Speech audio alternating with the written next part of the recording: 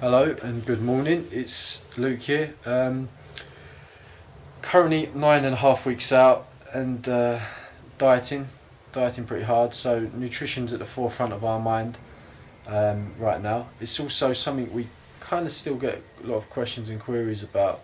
So I'll just do a quick video really talking about some very basic ideas about nutrition and how we see it.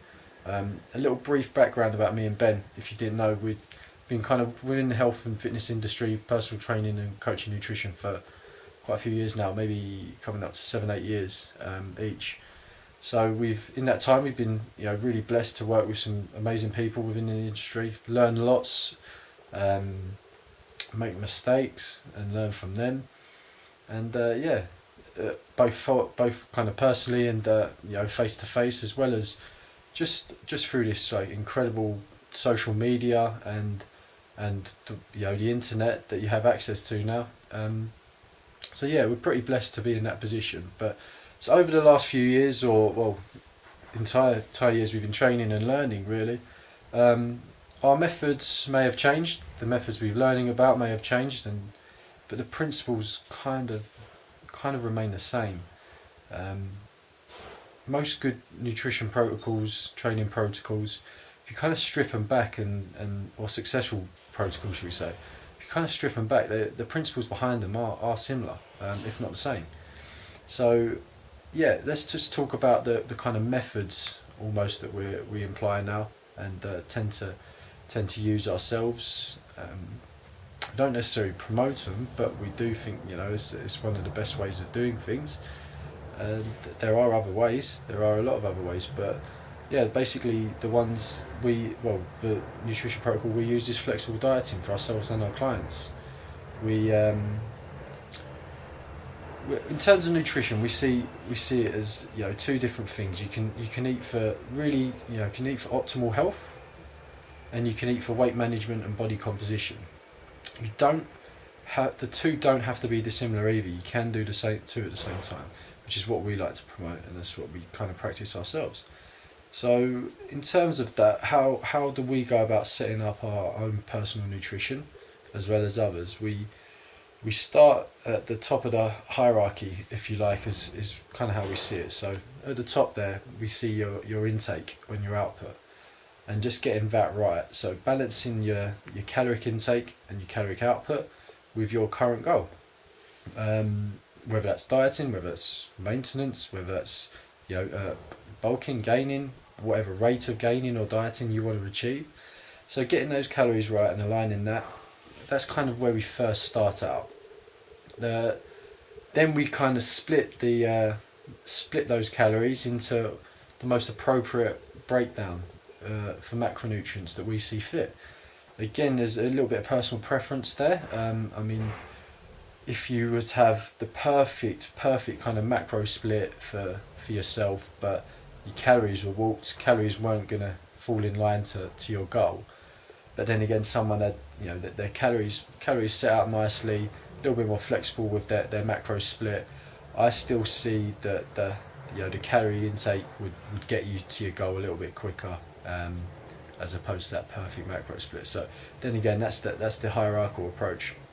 So yeah, a little bit further down would be your choices of food, and that's where we really see the health point of the nutrition come in.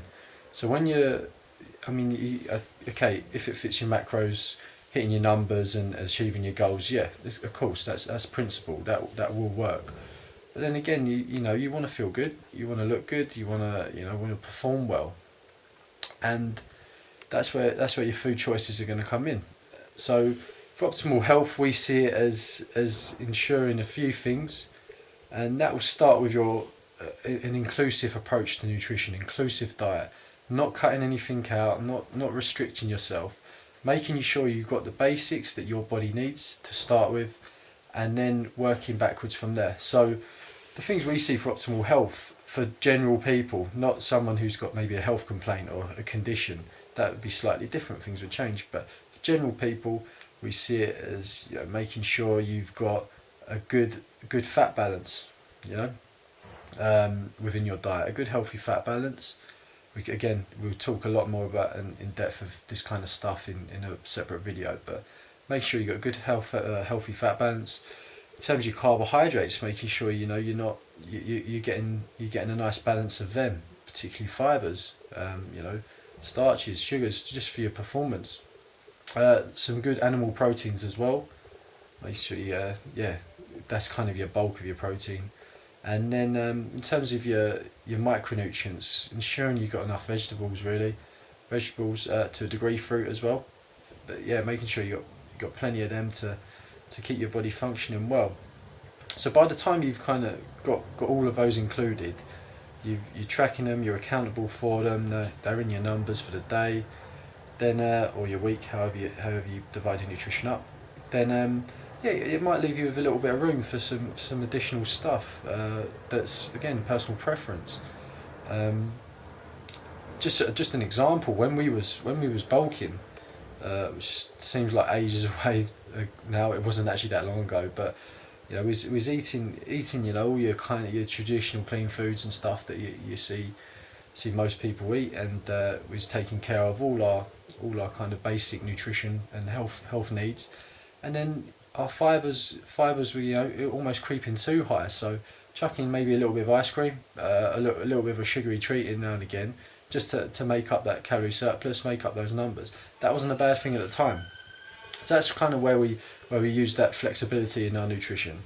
Also, just being social and eating out. To have a real kind of excluded nutrition plan where you have a list of foods, it's not really practical, and it's not optimal either. To go out and eat and prepare different foods, have what you have available, and not make your life any more complicated than it needs to be, particularly when you're dieting. Then that's kind of why we approach it the way we do. With that said, so basically you're going to wrap up actually there. Make sure you're accountable for your nutrition. You track your progress, you adapt if necessary, and you manage your results really. The science and the principles behind it will remain the same. They will remain constant. So someone very, very clever, much smarter than I, once said, be stubborn with your goals and flexible with your methods. I mean, I love that. You should kind of live by that for your training and nutrition really. I think that's a good thing to carry on through. Just the same as we do with our training really. That's why we kind of incorporate the RPE system. We're still getting there, but we're a bit more flexible with the method. So with that said, I'm going to go and eat, and we'll see you soon.